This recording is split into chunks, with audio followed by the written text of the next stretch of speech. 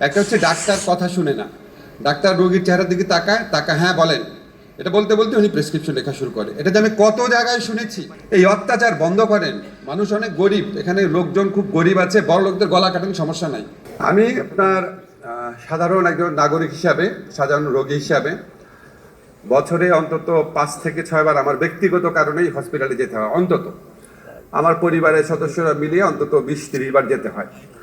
আমার ব্যক্তিগত অভিজ্ঞতা হচ্ছে, আমি প্রাইভেট হসপিটালে যখন যাই বাংলাদেশে, জীবনে কখনো কিন্তু কোনো বিদেশি চিকিৎসা নেই নাই, কোনো দিনও কখনো নেই নাই। ইনফ্যাক্ট আমার নেওয়ার সামর্থ্যই নাই। যাই হোক, দেশে যেখানে চিকিৎসা নিয়েছি, যেখানেই গিয়েছি, যেই হসপিটালে, খুবই ভালো সেবা পেয়েছি, আলহামদুলিল্লাহ, অত্যন্ত পরিতৃপ্ত আমি। এখন আপনারা যারা হাততালি দিচ্ছেন, আরেকটা কথা শুনে, আমি তো পরিতৃপ্ত, আমার কোনো কমপ্লেইন নাই। কারণ আমার কাছে মনে হয়েছে আমাকে মানুষজন চিনত, সরকারে আসার আগে আরও বেশি ভালোবাসতো। তো আমি এখানে গেলে আমার থেকে কোনো ডাক্তার এমনকি ফিটাও নিতে চাইতো না। তো আমাকে ভালোবেসে ওনারা অনেক ভালো সেবা দিতেন। কিন্তু সবাইকে এই ভালোবাসা পাচ্ছেন, সবাইকে এই ভালোবাসা সহ সেবাটা পাচ্ছেন, এটা হচ্ছে আমার প্রশ্ন। তা আমি মূলত যেই কথাগুলো শুনতাম, আপনারা সবাই হসপিটালে মানুষজন আছেন, মালিক আছেন, এগুলি সত্যি কথা, সব সময় শুনতাম। মেবি এটা জেনারেল চিত্র না, অনেক হসপিটালে ভালো সেবা দেওয়া হয়, কিন্তু জেনারেল যে কমপ্লেইনগুলো করা হয়, আমার মনে হয় আপনাদেরকে একটু আমার বলা দরকার।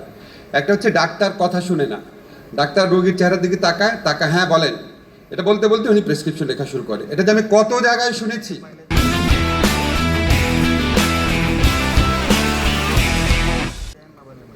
মানে উনি পুরাটা শুনেই না ঠিক মতো। এবং আমি সবসময় শুনি যা বাইরে শান্তি লাগে, অনেক মন দিয়ে কথা শুনে, অনেক মন দিয়ে কথা শুনে। এই কথাটা যে আমি কত জায়গায় শুনেছি যে বাইরে যান কেন, বলে ভাই ডাক্তার একদম এত মন দিয়ে কথাটা শুনে এমনিই অর্ধেক ভালো হয়ে যায়, কনফিডেন্স চলে আসে।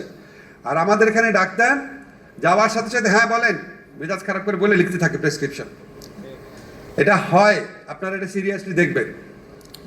সেকেন্ড হচ্ছে অনর্থক টেস্ট দেয়, যাওয়ার সাথে সাথে অনেকগুলো টেস্ট দেয়।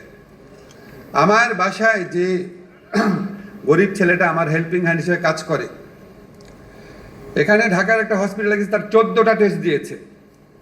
পরে রাগ করে সে ময়মনসিংহ চলে গিয়েছে, টেস্ট ছাড়া ভালো হয়ে ফেরত আসছে, ওখানে পরিচিত ডাক্তার ছিল। এই অত্যাচার বন্ধ করেন। মানুষ অনেক গরিব, এখানে লোকজন খুব গরিব আছে, বড় লোকদের গলা কাটেন, সমস্যা নাই। গরিব রোগীদেরকে 14-15টা টেস্ট দেওয়ার প্রক্রিয়া বন্ধ করান। আর এটা হচ্ছে নির্দিষ্ট ওষুধ কিনতে হবে। কেন? পৃথিবীতে কোন জায়গায় হসপিটালে, প্রাইভেট ক্লিনিকে সবসময় ওষুধ কোম্পানির প্রতিনিধির জন্য নির্দিষ্ট টাইম থাকে ডাক্তারের? আপনারা বলেন, পৃথিবীতে অন্য কোনো দেশে থাকে? খসরু ভাই থাকে? তা আপনারা ওষুধ কোম্পানির দালাল? ডাক্তাররা এই দেশে বড় বড় হসপিটাল ডাক্তাররা কি ওষুধ কোম্পানির মধ্যস্বত্বভোগী? কোন জায়গায় নামান আপনারা নিজেদেরকে? তারপরে আরেকটা কমপ্লেইন করা হয়, টেস্টের রেজাল্ট ভুল। অনেক জায়গায় অনেক ভালো রেজাল্ট হয়, আমি এক্সেপশন, খারাপ জায়গাগুলোর কথা বলছি। অনেক ভালো সেবা হয়, খারাপ জায়গার কথা বলছি। তারপর হচ্ছে জেনারেল কমপ্লেইন, যেটা আমার কাছে হৃদয় বিদারক লাগে। নার্সদের আচরণ খারাপ, নার্সদের মন খারাপ থাকে, হসপিটালে কর্মচারীদের সবার মন খারাপ থাকে, তারা ক্ষিপ্ত হয়ে থাকে, ভালো সেবা দিতে চায় না।